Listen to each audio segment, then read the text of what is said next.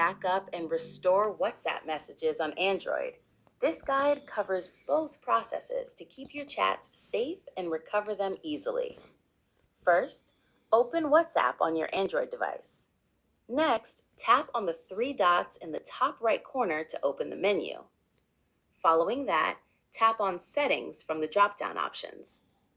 Now, tap on Chats to access your chat settings. Moving forward, tap on Backup to view backup options.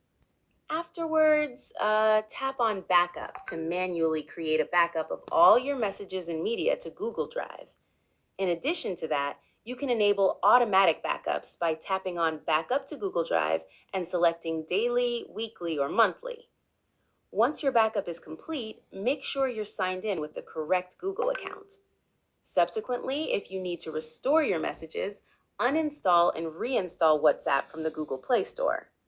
Moreover, open WhatsApp and verify your phone number. WhatsApp will automatically detect your Google Drive backup.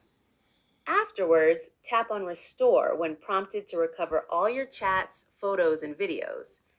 Then, wait for the restoration process to finish. This may take a few minutes depending on your backup size. Within moments, all your conversations will be back exactly as they were.